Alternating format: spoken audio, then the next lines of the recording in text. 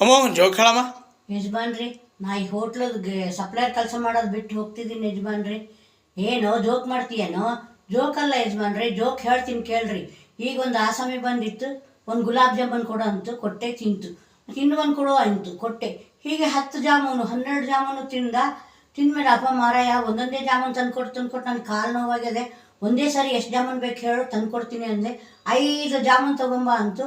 5 ಜಾಮೂನು ಬಟ್ಲಿಗೆ ಹಾಕ್ಕೊಂಬರೋದ್ರಾಗ ಆಸಾಮಿ ಪತ್ತೆನೇ ಇಲ್ಲ. ಒಂದು ಕೋಲು ಒಂದು ಸ್ಯಾಲು ಬಿಟ್ಟು ಹೋಗಿದೆ. ಆ ಸ್ಯಾಲು ನೋಡಿದರೆ ಗೋಧಿ ಹಿಟ್ಟಾಗಲಿ ಅಕ್ಕಿ ಆಗಲಿ ಜರಡಿ ಹಿಡಿಯಾಗ ಅದೆಲ್ಲ ತೂತು ಬಿದ್ದಿದೆ. ಒಂದು ಕೋಲು ಕೊಟ್ಟಾನೆ. ಅದಕ್ಕೆ ಆ ಕೋಲು ತೊಗೊಂಡು ಆ ಸ್ಯಾಲ್ ತೊಗೊಂಡು ಹೋಗಿ ಅವನೆಲ್ಲಿದ್ದಾನೆ ಹುಡ್ಕೊಂಬರೋವರೆಗೂ ಇಲ್ಲಿ ಕೆಲ್ಸಕ್ಕೆ ಬರಲ್ಲ ಯಜಮಾನ್ರಿ. ಆಮೇಲೆ ಇಲ್ಲಿ ಸಪ್ಲೈಯರ್ ಕೆಲ್ಸಕ್ಕೆ ಬಂದು ಸೇರ್ತೀನಿ. ಹೋಗ್ಲಿ ಬಿಡು, ಹೋಟ್ಲಿಟ್ಟರ್ಗೆ ಇಲ್ಲ ಇಂಥವೆಲ್ಲ ಸಾಮಾನ್ಯ ಸರ್ವೇ ಸಾಮಾನ್ಯ. ಅದಕ್ಕೆ ನೀನೇನು ಚಿಂತೆ ಮಾಡಬೇಡ, ನಾವಿಬ್ಬರು ಹೋಗಿ ಅವ್ನು ಹುಡುಕ್ತಾ ಇರೋಣ. ಇವಾಗ ಕೆಲಸ ಮುಂದುವರ್ಸು. ಸರಿ ಯಜಮಾನ್ರಿ, ನಿಮ್ಮ ದೊಡ್ಡ ಗುಣ.